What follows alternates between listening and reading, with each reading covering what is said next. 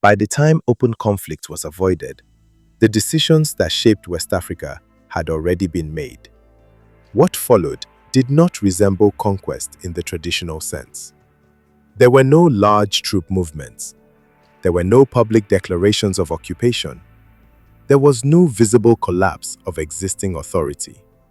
Instead, control began to operate through administration. Along the West African coast, daily life continued much as it had before. Markets opened, ships arrived, trade moved through routes that were already well established. Local authorities remained in place and continued managing everyday affairs. At first glance, nothing appeared to have changed. But beneath this surface continuity, a new system was being introduced.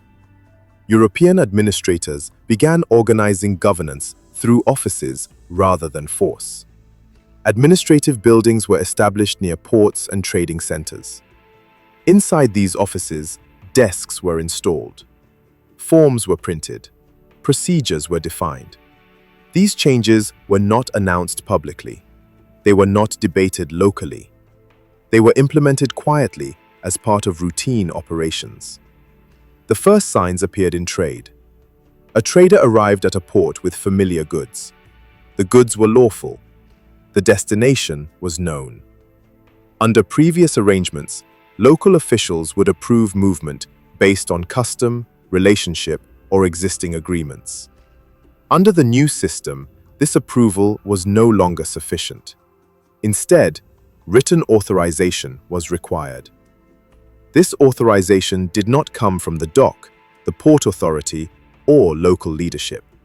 It came from administrative offices operating under rules defined elsewhere.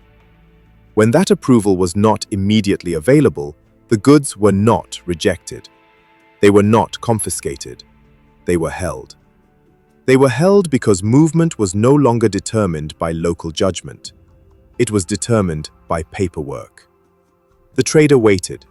He waited not because he had done something wrong. He waited because no one present had the authority to approve the transaction. This distinction mattered. Holding goods without rejecting them meant the system did not appear hostile. It appeared procedural.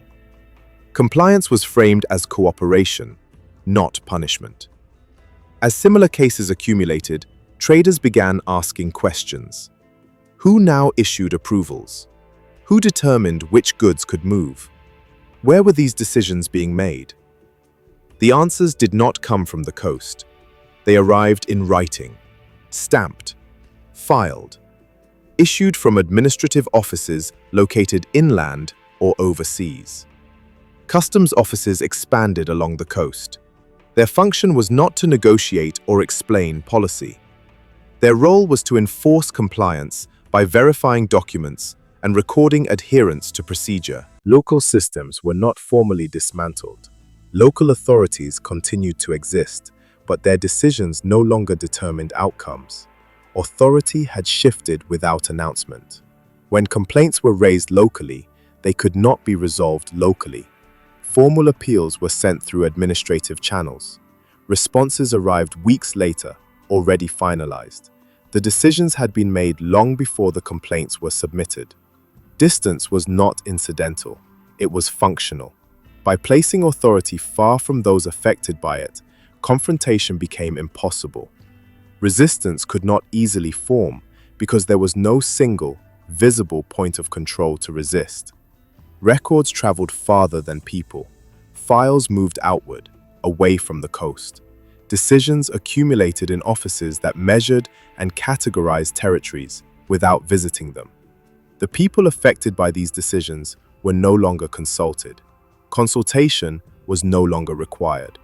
Participation in trade and governance now depended on compliance with procedure.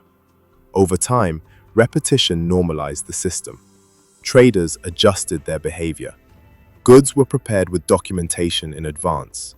Delays became expected. Compliance replaced discussion because there was no alternative path forward. By the time resistance began to take shape, administration no longer felt temporary. It felt established. Nothing dramatic had occurred.